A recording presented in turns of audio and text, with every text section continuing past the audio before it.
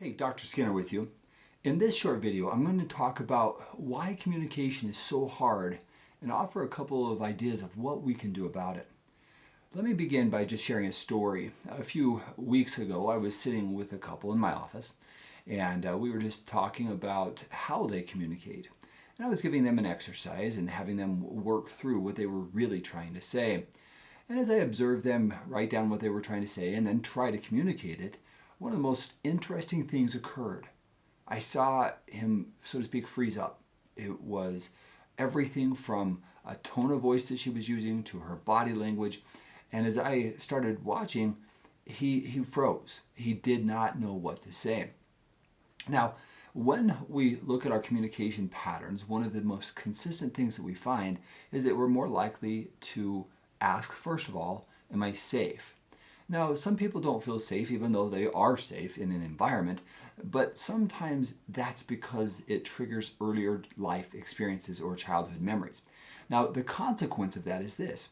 When you're trying to communicate and you are not feeling safe, then you're more likely to go into fight mode, flee mode, or freeze.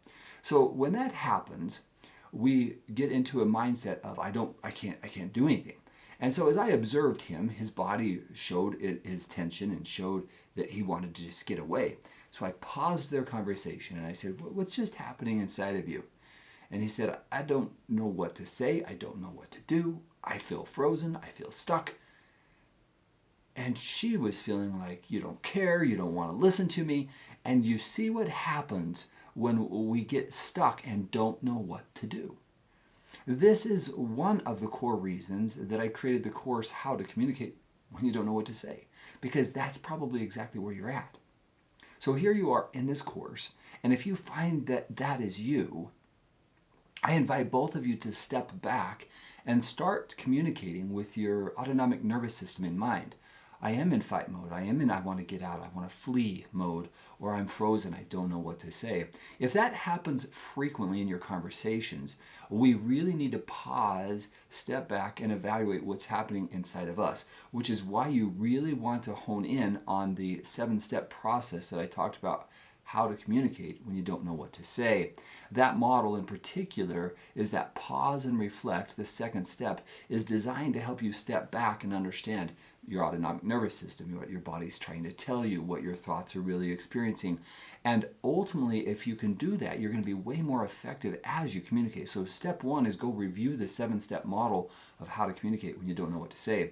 Step 2 is, or the second part of this, is you really need to be able to understand yourself well enough that you're communicating what you're actually experiencing.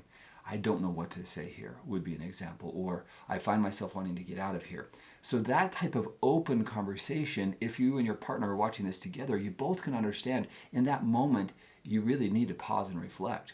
That's going to lead to a much better outcome. Because in that you're communicating, I want to, I don't know what to do or how to say it in this moment. But let's come back and talk in 20 minutes, 30 minutes. Let me think through that, write down some thoughts. Because then your mind is mentally preparing to communicate.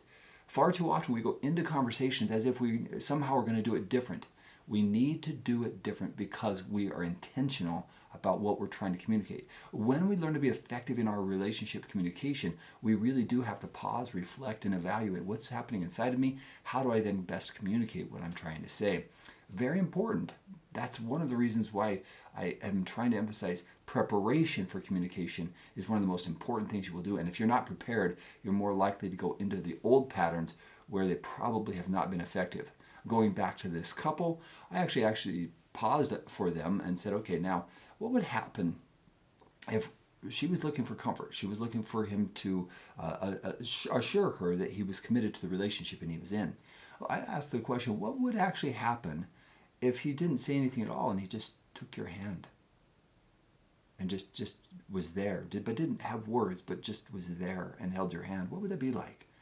And because for her, physical touch was so important, she's like, that might help. I said, well, let's just try it right now. I want you just to look at each other. I want you just to hold hands for a second and see what happens. And after a minute or two, it felt different for them. I said, so sometimes it's not going to be through your words. You're both pausing and you're reflecting. turning to him, I said, she has a deep need to feel like you're present, that you're there, that you're not going to go away. Can you do that for her? She deserves it. All right. I hope this gives you an example of why it's hard to communicate and what you can do about it. All right. Thank you very much, and I appreciate you being a part of this class.